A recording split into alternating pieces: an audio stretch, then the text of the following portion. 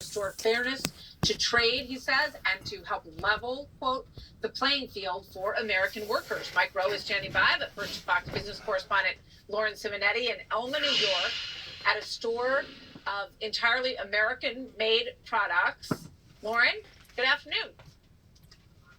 Good afternoon, Martha. Hey, Mike. So every single item, all 15,000 in this store, are 100% made in America. Here's why, Martha.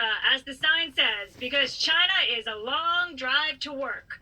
Well, the owner of this store doesn't have to worry about potential tariffs. Mark Andal has been certifying his items made in the USA for 15 years. But, Mark, you were telling me that's still difficult to do. Yeah, it's hard. It takes some work. We require a letter of authenticity, which states where each component of the product is made, so we confirm that it's a 100% made in America, and people trust us for that. But there are no electronics in this store, and why is that? Nothing that plugs in or takes a battery. We've got to bring manufacturing back, and the way you do that is buy American made, and that makes made in America more sustainable. And we can do that. Consumers have a lot of power.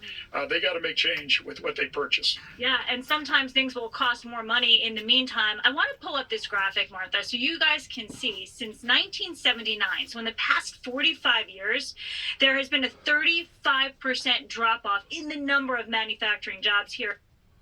Let's listen to that one more time. 45 years, there has been a 35% drop-off in the number of manufacturing jobs here. Now, that's just manufacturing jobs. That ain't counting your little mama papa shops that got damaged because of that. That ain't counting some of the craftsmanship pertaining to people working on TVs. Now they no longer have a demand towards people working on TVs. I don't even know that there's even watchmakers anymore, or watch repair people. For some reason, America has become stagnated in the past 30 plus years, basically 40 years, ever since I made a telephone call to the White House about the Antichrist. Now you tell me, since 1983, where this country has gone, because she's going with a reflection of 1979, which is 4 years before 1983. And we're still losing manufacturing jobs because of the competition across the pond. And a great deal of that had to do with Walmart, Target, Kmart, Big K, Walgreens, all them other big manufacturers, towards millionaires coming over here and putting their foot down, putting their flag down, and starting a business, kind of like Home Depot or some of these other aftermarket companies that has come in and drained your mama and papa businesses to the extent that basically we feel like now that we basically are being in a way blackmailed, in the degree that we have to go to places like Walmart to get competing prices, because if we don't, either A, you ain't going to get the product, or B, you're going to pay a whole lot more for it. Who would have done that? What would have done that? It goes beyond ignorance. It goes beyond gross negligence. I think it was done intentional, pertaining to the politicians that we've had in power now all along before Mr. Trump has gotten in power right now. And Mr. Trump's seen this. He identified these things.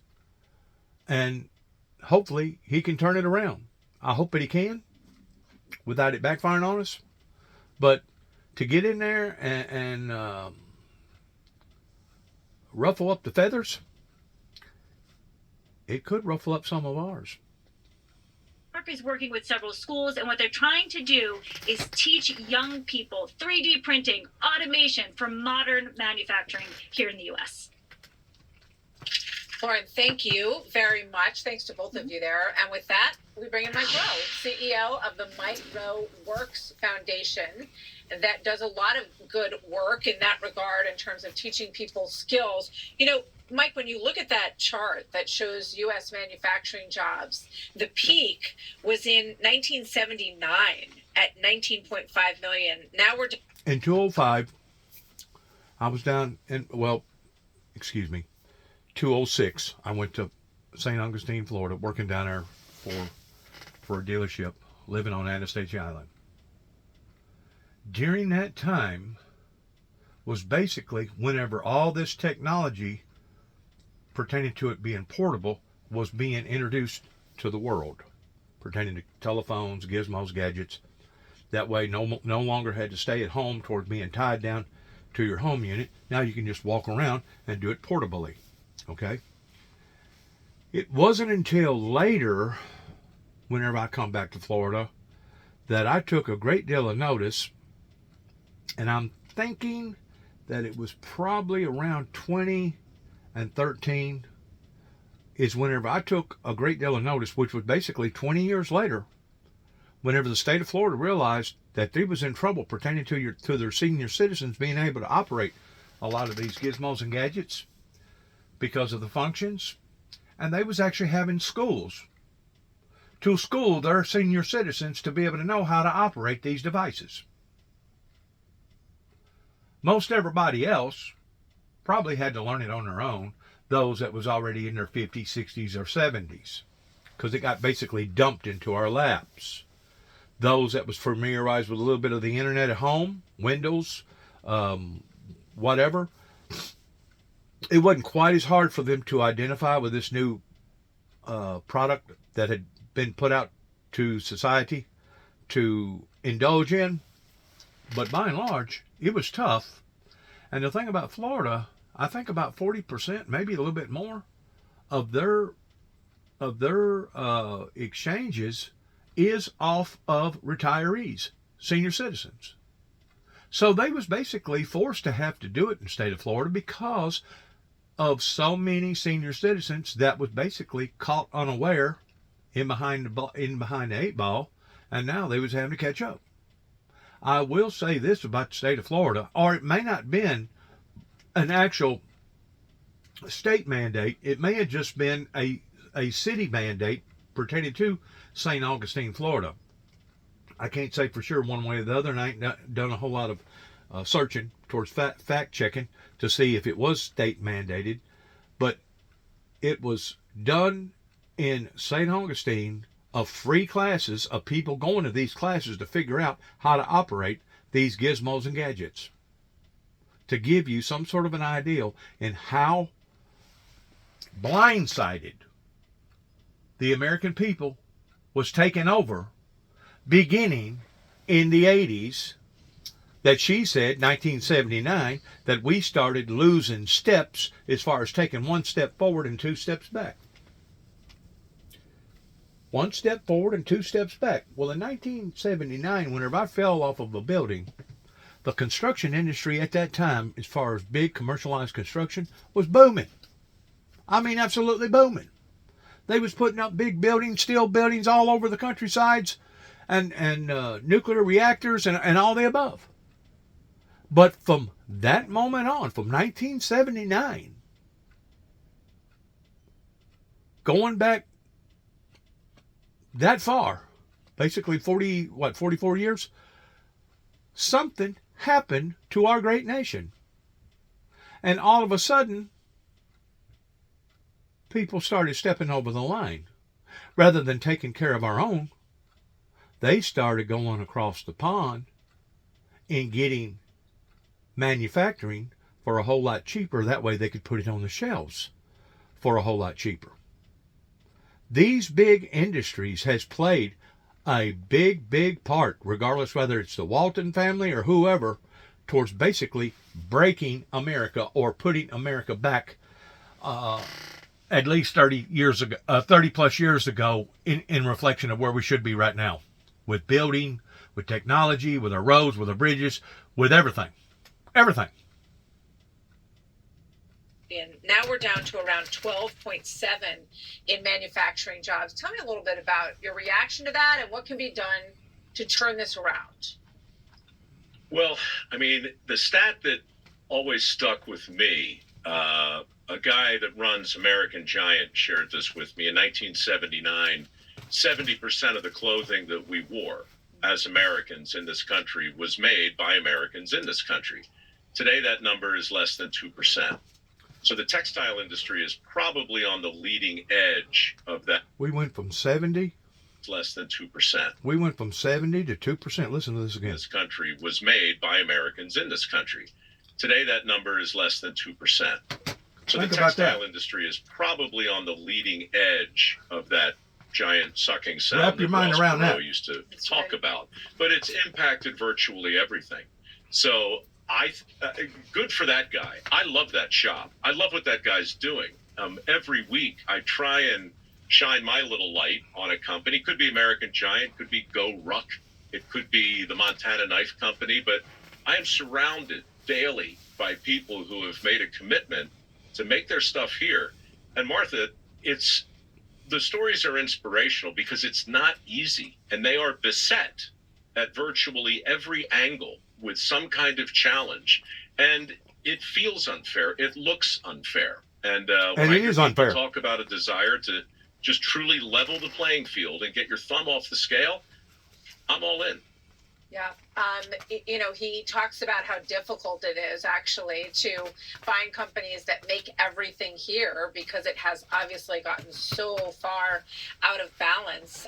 This is Sean Kelly, who's And even with your environmentalist, EPA, in which I support clean air, clean water, good health, and etc., all the above. But their restrictions was so harsh that whenever people did go through a great disaster like a fire out in California, it took people forever just to be able to get the rights to be able to build a house back again. Because maybe of a snail, or maybe it was some other thing that the environmentalist was reaching down towards and stopping productivity on. I know we had a highway that went around Nashville, Tennessee on the south side, down towards Murfreesboro, that basically was put on hold for about 2 years, almost 2 years. It was somewhere around 205 is whenever they put the halt on it, and it stayed that way over some sort of endangered snail or endangered whatever it was, something really, really little, stupid. So basically, we have swayed way entirely too far to the left regarding the EPA laws and regulations compared to China, compared to India, compared to all the other countries. And basically what it done, we cut our own throats. Because it slowed down manufacturing, it slowed down building. Like I said, before I fell off of a 4-story building, it was an accident that happened pertaining to the crane and the steel that I was walking on. Up until then, we was huffing and puffing and blowing and going, man. I mean, I think the big thing before 1979, probably back in the early 70s, was the pipeline up in Alaska, to where if you got up there, you could make like triple the amount of money than what everybody else was making. There were some really, really big projects going on during the late 60s and the 70s, up until long about 79. What happened? What happened? I'm going to tell you what happened. America took the bait. You had all these other people from all these other countries, and it didn't matter if it was a Hanes underwear shop down in South America somewhere that was working sweatshops, barely paying the people there $1 a day or $1 an hour, not abiding by any type of union rules, not abiding by any type of safety rules, and they for darn sure wasn't abiding by any type of EPA rules. But because they could make that underwear and sell it to Walmart for $1, let's say men's underwear, ordinarily you can get, I think, 6, maybe 8 pair of underwear. Ordinarily today, Hanes underwear is about $12 to $14 for a whole bundle. Well, let's say Walmart could get that bundle for $1 a bundle, or maybe $1.50 a bundle. You realize what the profit margin is towards selling that Hanes underwear, putting it on the shelf, and selling it for $10, $12 a bundle? So basically, whenever Walmart done it, everybody else over here that was already involved in retail thought that they could do it too. And by doing so, we cut our own throats. By doing so, we cut our own throats along with too strict of EPA rules, along with people that was supposed to have been running the country adequately was not. And to think that these cabinet members of these particular presidencies, going all the way back to probably even Carter's era, I know Reagan's era, that a bunch of them are still living, has still not given account for what that they have done. Much less all the other different administrations that was put in the White House that has led the American people down the wrong road. It's become absolutely obnoxiously frightening whenever you look at the numbers. And I can understand the reason why Elon Musk is doing what he's doing. And at the same time, I can understand the reason why a great deal of the people are picking on Elon Musk, because Elon Musk isn't necessarily a paid politician or an elected politician. Basically, Elon Musk is going to become the United States' whipping post towards people griping and complaining about different cuts that's been going on that shouldn't have never gotten this bad out of shape to begin with. It's only going to be your wise people and your predominantly entrepreneurs that's going to be able to realize that it took somebody like Elon Musk towards basically being the ramrod in basically going in and dismembering various agencies that has taken advantage of this for years and years and years and years, that the American people let slide, let get by, until just recently when everybody started paying attention whenever COVID broke out. Whenever COVID broke out, didn't nobody have nothing else to do. At that point in time, they started listening to a little bit of politics. We're how much in debt? What's going on? What are we giving away? What are we doing over here? And it's only been since COVID has hit that the American people has woken up to. So in a way, and I realize it was a great loss. But whenever you compare 1 million people lost during the sicknesses of COVID versus almost 400 million people that's over here now, or 300 million, or however many, I don't forget now what the census is. If that's what it took to wake the American people up in understanding that we have been bamboozled, that we have been led down this endless road, but regarding one thing after another, regardless whether it was the Walton families or technology or Hanes underwear, if that's what it took, there will be a silver lining to the to COVID pandemic. There will be a silver lining to it. Right now, the vast majority of the people, especially those that's lost a friend, lost a loved one, lost a brother, mother, father, whatever, they're not going to look at that this way, odds are. But whenever this is all said and done with, from a historian standpoint, I truly believe that history will look at the pandemic COVID towards being more of a good thing that occurred in America, more so than the bad whenever it comes to us being a self-sustaining country.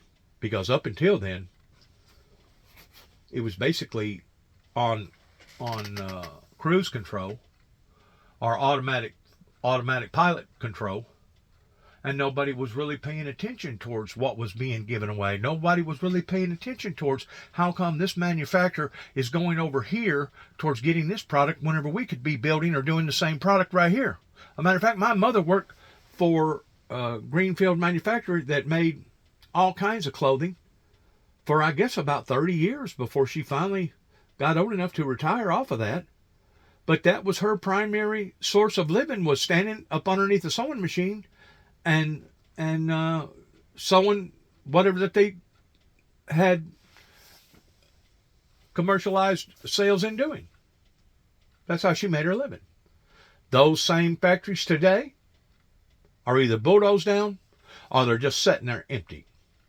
In other words, the people has abandoned the building, but the building is still there.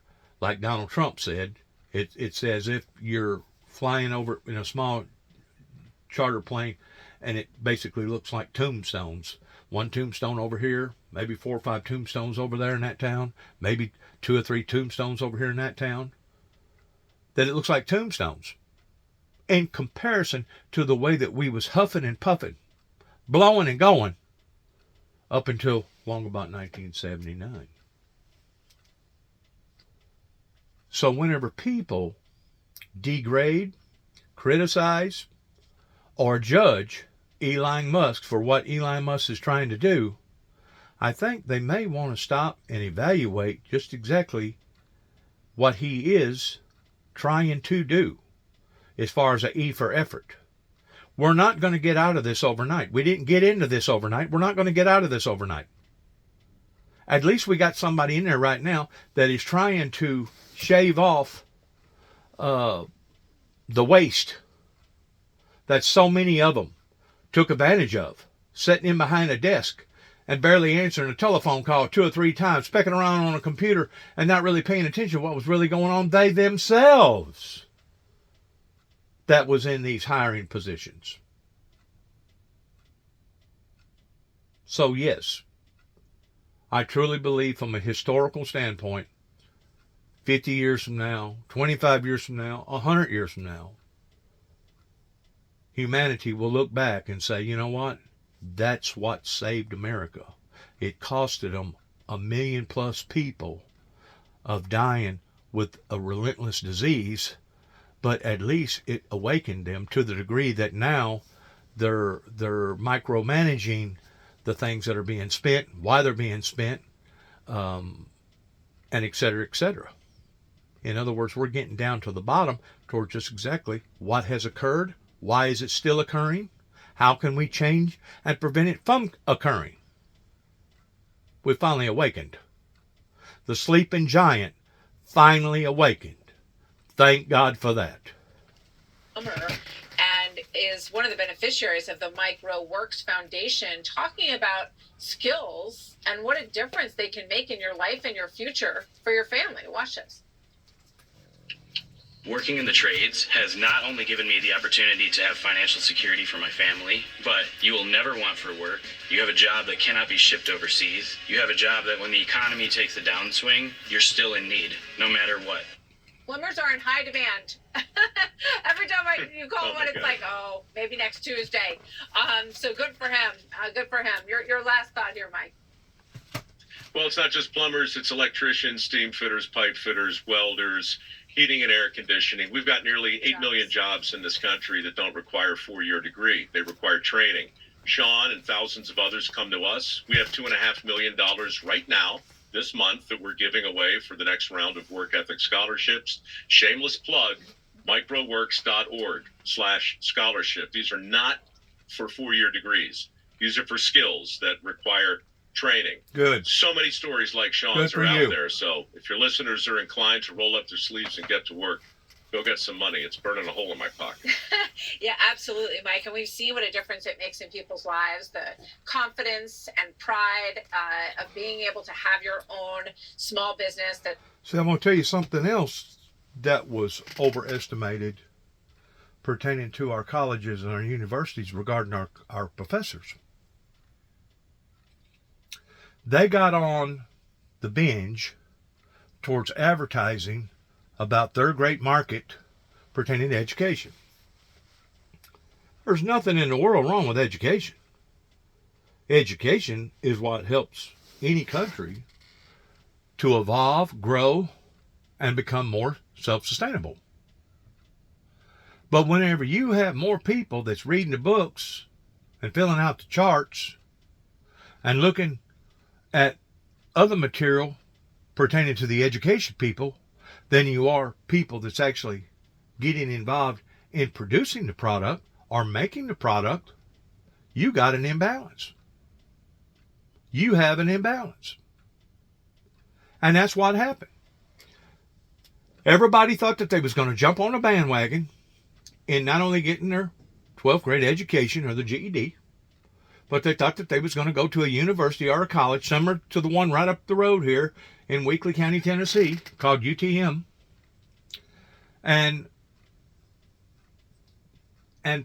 probably for the most part, I'm going to say, from what I detected out of the college circuitry and following it just a little bit whenever I was a teenager into my late 20s, the majority of the people that was going to college was not going to college to become a professor. They was not going to college to become a doctor or a lawyer or other high market degree transition. The majority of them was going to college because it extended the party. They went from having 2 or 3 girlfriends in 11th and 12th grade to now they can have 20. They went from going from basically the small time to the big time. And the majority of them was going in there to drink, go to frat parties, smoke weed, have sex, and do whatever that they wanted to do.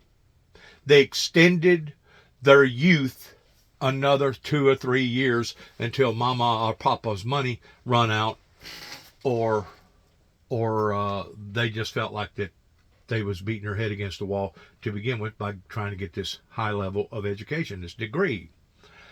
I know there was a lot of people, probably about a third, even going all the way back into the late 70s, early 80s, that was actually had good intent. They actually wanted to become a technician. They actually wanted to become an architect. They actually wanted to become a doctor or a nurse. And a lot of them did, and I'm glad that they did. A lot of them pursued it and put their foot in the door and achieved the things that they was desiring to achieve. Some of them actually had to work 2 or 3 jobs to pay for that education because they didn't have a rich mom and dad. I know of some girls down in Memphis, Tennessee, that was actually working in the topless dancing arena towards making $200 or $300 a night, and then on weekends making $500 or $600, maybe $1,000 a night. And that was the way that they was affording to be able to pursue their education in being able to pay for that type of schooling. They was smart, they looked good, they was young, and they didn't mind pulling off their clothes. Now, I know from a Christian standpoint, that don't sound like a cool thing to do. But from a reality standpoint, I'm telling you right now what a lot of people had to do. Even going back before the 70s, there was a lot of people, probably more so then than it was during the late 70s or the 80s, but those people looked at college and said, you know what, this is our ticket. This is our ticket, honey. And they pursued their education, and guess what? They come out on top. It didn't matter if it was a skilled this or skilled that. It didn't matter if it was a broker or whatever. They pursued it. They got their degree, and they got their foot in the door, and they made headway. Today, the wind has been knocked out of our sails towards no longer looking at the achievements of the past, towards the desires of the future, due to the fact that so many people pursued the wrong thing at the same time, or let's say they pursued the right thing at the right time, but because of the imbalances, now we got a whole lot more people that can push pencils, read manuscripts or dialogues, or can do algebra or twig or whatever in comparison to the labor field. The labor field suffered. This is the reason why I say that America, pertaining to our politicians, got the cart in front of the horse whenever it comes to competing on a global level. Whenever we was competing just with the people that we wanted to compete with, before Reagan and Bush achieved in the Pacific and the Atlantic alliances towards basically ending the Cold War, we basically picked and choose and was a great competitor whenever it come to competing, regardless whether we was building hospitals, nuclear plants, or Hanes underwear. After 1988, America let its guard down, especially in our government entities. And they wasn't paying close enough attention to people like, yes, the Waltons, Walgreens, Big K, Kmart. I don't even know if them people are still in business or not. But I'm just saying, they let it sift through their fingers in not paying close enough attention in what other big one percenters, your mega one percenters was doing. And because of it, now it has brought chaos to our great nation. That's the reason why I continue to say the only way that America is going to get back on its feet again is that it's going to have to take a true, genuine spiritual revival that will elevate from a revival to a revolution. Hopefully that can be done on a sensible, practical, safe level. And if we don't do it on a safe level, then we'll be forced to do it on an unsafe level pertaining to war. Regardless whether it's war amongst ourselves or war against another country.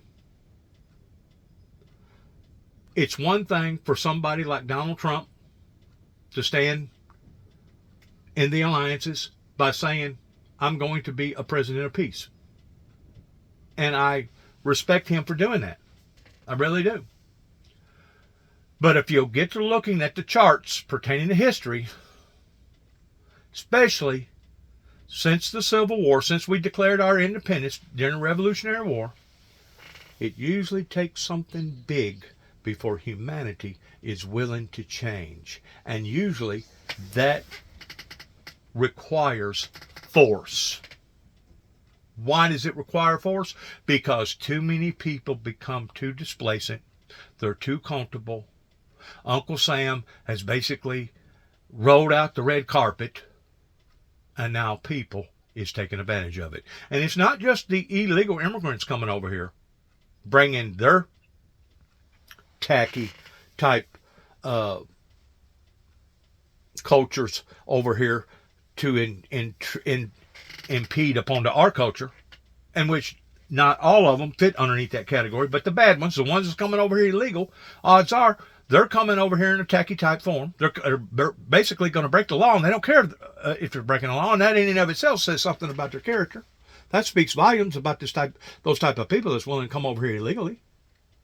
I mean, if I was going to get on a jet airplane and go to Russia or go to South America or go to Cancun, Mexico, or even get on a boat and go on a cruise, I would want to make sure that I had all my T's crossed and all my I's dotted before I left the continental United States. Because once you get on other people's property, you may not have those same rights.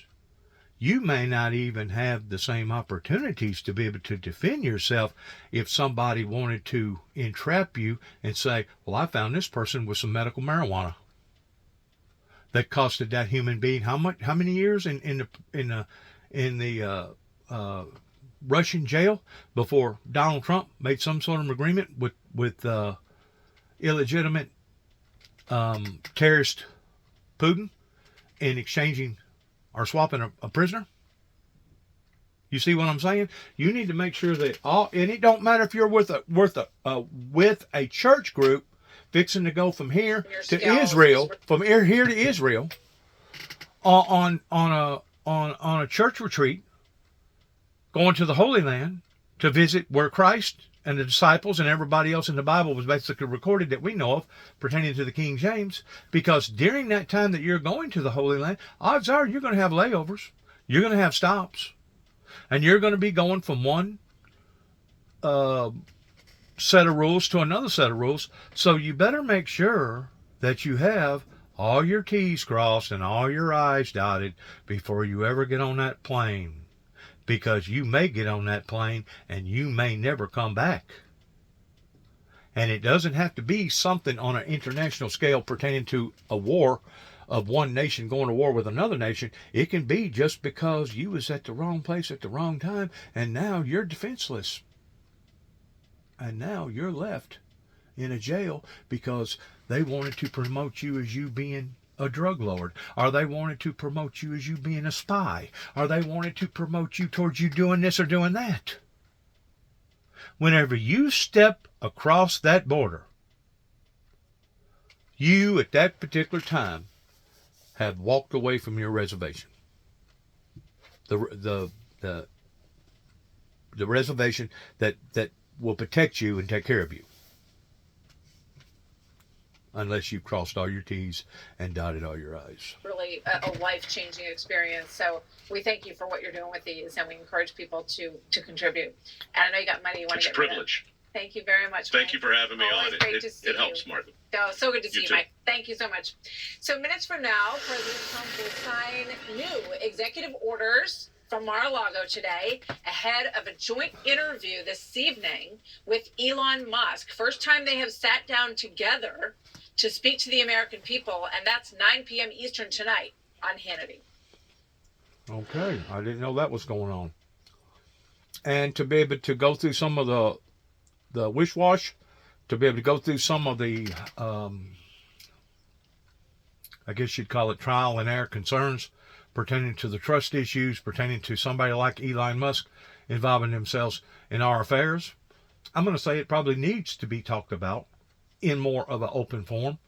That way, people can at least put their minds at ease by thinking. The flying public needs answers. How the FAA personnel, how many were fired, what positions, and why. In fact, California Democratic Congressman Eric Swalwell went so far as saying, since 2009, how many American airlines crashed before Trump came to office? 0. When does Trump start taking responsibility for the next plane crash? And it goes on and on. So we thought we'd dig into those numbers, with the guy in charge of all of this. He's Transportation Secretary Sean Duffy, who joins us now. Hey, Sean, it's great to see you, man. As you know, your boss, our president, is speaking right now. We're monitoring him from Mar-a-Lago as we speak. I do want to start, if we might, Sean, with just some context. You saw what Swalwell said about the number of plane crashes before Trump, the number of plane crashes after Trump. Is that a fact? Yeah, it's not a fact. We have the numbers. So we look at it from the beginning of Joe Biden's presidency till today. There were 57 airplane accidents. Under President Trump, there were 35. So obviously there's been more high-profile crashes with DCA and, what happened in Alaska and Philly and now up in Canada. But again, air crashes happen, but there were more under Biden than Donald Trump. But the point here is we want to get to a place where we have 0 crashes. We don't want people to die in aircraft, which is why what I've done is focus on how do you upgrade the system. But Will, you look at what's happened. And that's where Elon Musk can come in at pertaining to artificial intelligence that can actually enhance people's safety pertaining to aviation. And I feel like that even Elon Musk would back that trajectory. I've tried to tell people that the airline industry right now, as far as a lot of our technologies, are behind. They was trying to introduce this GPI thing pertaining to being able to relate to the atmosphere even beyond the plane's atmosphere, of being able to detect of whether or not there was a usher of wind coming down or coming up or coming to the side that was 40, 50, maybe 100 miles an hour, that could help to prevent that plane from basically dropping 1,000 foot out of nowhere, to the point that if it wasn't a good pilot or good pilots, they could have very well lost control of the plane and wound up wrecking. You can call it the wind if you want to. You can call it gravitation pull if you want to. You can call it geometric forces pertaining to different things going on with electronics. You can call it whatever that you want to call it. But I'm telling you right now, and I've been telling this now for quite some times, it says in the Bible that Lucifer will come down in great wrath because he knoweth his time is short. We are dealing with a supernatural entity that is out to kill, steal, and destroy.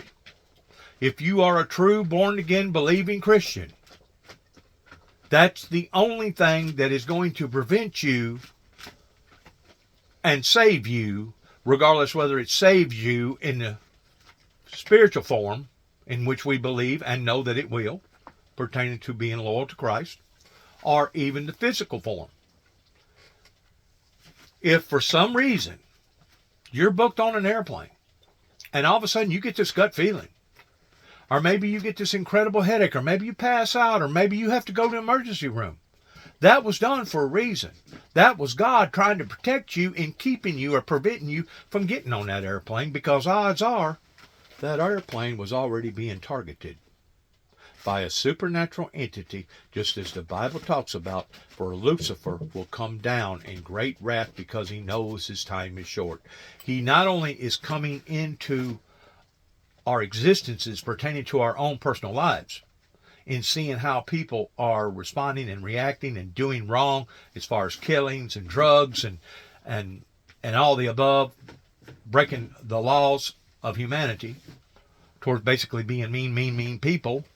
But he's also coming down in the forces of nature pertaining to these storms that are getting more radical every day. Every day. And don't think for 1 second that these evil demonic spirits cannot multiply and outforce any maneuvering that humanity can even do or even think about doing. That's the reason why the only thing that's going to protect the true Christian is the true Holy Spirit of God. That's the only thing that's going to protect us. And I just pray to God that those that do spend a lot of time in aviation, or those that just want to take a flight just once in a blue moon, I just pray to God that their souls are to keep. Because once they step foot in that airplane, it could very well be knocked completely out of orbit. And the next thing you know, boom, bam, they're gone. In great wrath. Because it knows its time is short. We, the people down here on the planet, us Homo sapiens, are going to have to figure out what we're up against, and we're going to have to figure out what it's going to take to resist or overcome these barriers that now Satan has placed in a great deal of our lives. Regardless whether it come in the physical form, regardless come in the form of technology form, regardless whether it come in the form of aviation form, regardless whether it come in the form of biological, chemical warfare form, we're going to have to become more in tune with the precious Holy Spirit in God teaching us and telling us what we either should be doing or shouldn't be doing to be able to divert from catastrophes that I guarantee you, if the devil knows that you are on the Lord's side, you are automatically a target. You have a big red bullseye on your back. That's the reason why so many people, especially young people, whenever they first get involved with the church sector, they'll have every enticing temptation that will come up in their lives that will try to pull them away from the Lord Jesus Christ, more so after they have made a commitment with God than before. Why is that? Because Satan has lost one of his members. Satan's trying to draw one of his members back. Well, once Satan realizes that he's not going to be able to draw you back to his kingdom, then you become an open target, because then you become an enemy to the devil. That's out to kill, steal, and destroy. That is the author of confusion, just like Christ said, that was a murderer and a liar from the beginning. And that's the fact. That's the fact, regardless whether you're an atheist, agnostic, regardless whether you're a true born-again believing Christian. That's a fact, my friends. And I just pray to God that people will identify that in these final remaining last days here on planet Earth. Thanks again for listening. Good luck to all of us. Want to say God bless America. God bless our troops. God bless our endeavors towards which way we go from this moment on. Want to say that it's really been heartbreaking in seeing the catastrophes that have developed in the past 35, 40 years that I personally believe could have been avoided. Could have been avoided, beginning with the Reagans and the Bushes. God bless and shalom.